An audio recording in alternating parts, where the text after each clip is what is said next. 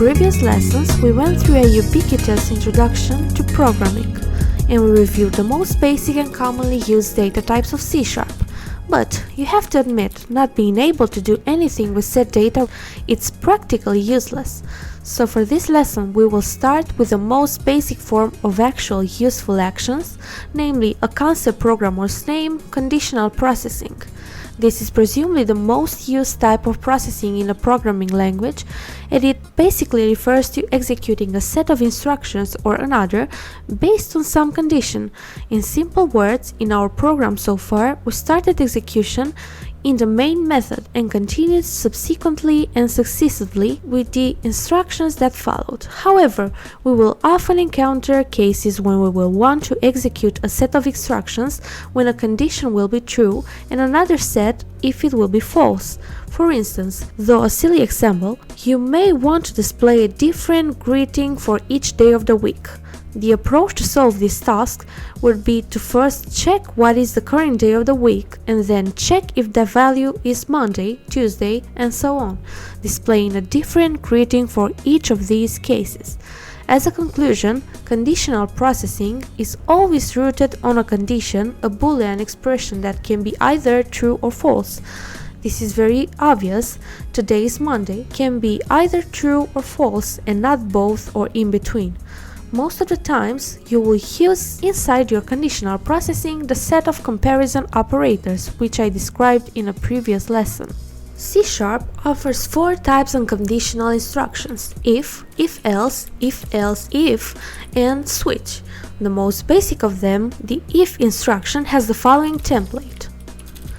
The condition to be evaluated by the if instruction must be placed between parentheses and must always produce a true or false result. Whenever the condition will be evaluated as true, the program will execute the instruction that follows after the if statement. If it evaluates as false, the program will ignore the code that follows after the if statement and will continue the execution starting with the first instruction that follows after. Take a look at the following example. There are 2 ways in which we can write an if instruction. The first one is called a simple if instruction and contains a single statement to be executed when the condition is true. The second is called composed if instruction and encapsulates more than one instruction to be executed when the condition returns true. However, in this case, we need to surround these instructions with curly brackets, effectively creating a block, a body for the if statement, which allows the compiler to know where the if instruction begins and where it ends. You can place curly brackets even when having a simple if instruction with a single statement to be executed like this. Novice programmers should always enclose the instructions inside if statements inside a block, regardless of the number of these instructions, because of the danger that a simple if instructions pose. Consider the following example. I already said that when a simple if instruction is evaluated as false, it will ignore the instruction that follows and will resume the execution with the first instructions that follow after. This means that if you do not enclose the second instruction in a block, it will get executed even when the if instruction evaluates as false.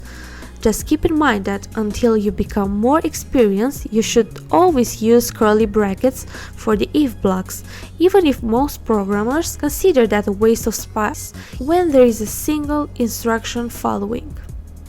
The next thing you should know is the fact that by default, an if instruction implicitly checks if a statement evaluates as true. In many cases of inexperienced programmers, you would be testing if a condition is true like this. Since a compiler checks by default if the condition evaluates as true, we can simply write our test condition inside a parenthesis and a program will know that we actually meant this. The next form of conditional processing is if-else, and it is completely identical to an if statement with the single difference of allowing us to run a different set of instructions when the if condition evaluates as false. Assume we want to create a program that allows kids to use a computer based on their age. If they are over 10, they are allowed to use the computer. If not, they are not. First thing we do is use an if conditional processing to check if the age is greater than 10, and if that condition evaluates as true, we run a code that allows them to use the PC. However, we also need to shut down the computer when that condition evaluates as false. True, we could use another if check where we would test if age is less than 10, but that would be very not elegant.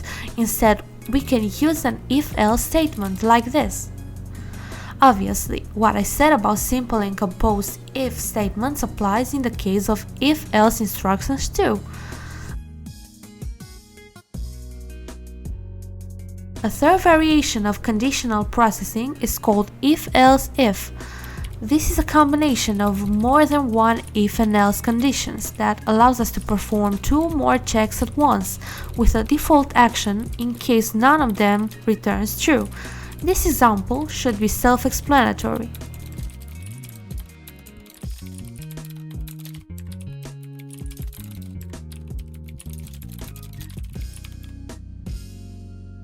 There is another point that I want to specify, which is also important. If and else statements can also be nested. In common words, nesting is the process of placing a concept inside another concept. In our case, we are placing a conditional statement inside another conditional statement. The only thing you need to be careful about is the fact that every else clause corresponds to the nearest previous if clause. When dealing with nested conditional processing, you should always use code blocks as the body of the instructions because nested conditional checks can be confusing. Here is an example of nested if statements. In this case, it is even easier to demonstrate how easy it is to make mistakes if no blocks are used. Can you tell which if statement this else belongs to? Could it be this one or the one inside the nested one? The last point of this lesson is the switch conditional statement. The format of this statement is the following.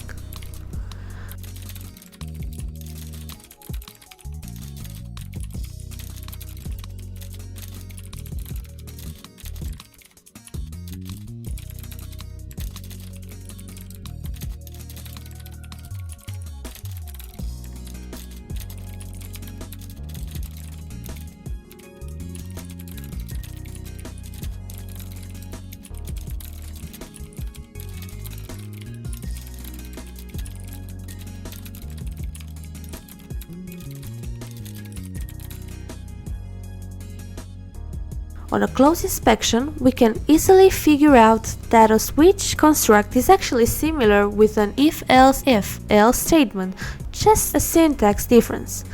This whole code does exactly the same thing as this one.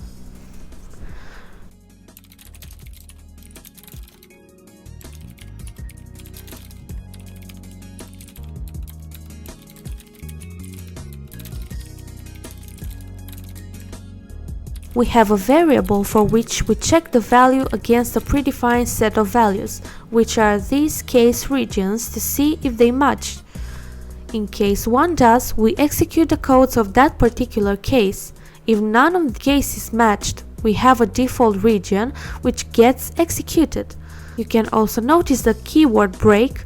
As I already explained, a switch statement performs a conditional processing and you can define one or more possible cases against which it can check the value of the condition. For each case, we specify the instructions we want to be executed when that case is true and a break instruction at the end of the instructions to separate a case instruction from another. If you don't place a break statement, the execution will continue with the instructions that follow, passing through the next case instructions until we encounter a break instruction or the default one. If you don't specify at least one break or default instruction, you will get a compiler error. Let's consider the following example. First, the program checks the character variable is equal to character A. Everything good so far. However, because no break instruction follows, the program will continue the execution. Because of this, if no code is found after the case statement, the break instruction can be omitted, since the program will simply jump to the next case statement until it will find a break operator. However, after the default case, a break instruction is mandatory. So you can also use multiple cases for the same instruction as following.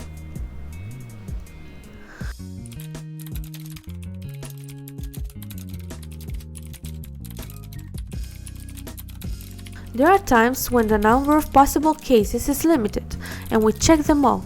In such case, it is still advisable to place a default check in which you can print an error message, for instance. It is also considered a good practice to place a default case at the end of all the other cases. With this, we have concluded the conditional processing lesson. In the next one, we will talk about loops or how we can repeatedly execute some codes. Until then, bye!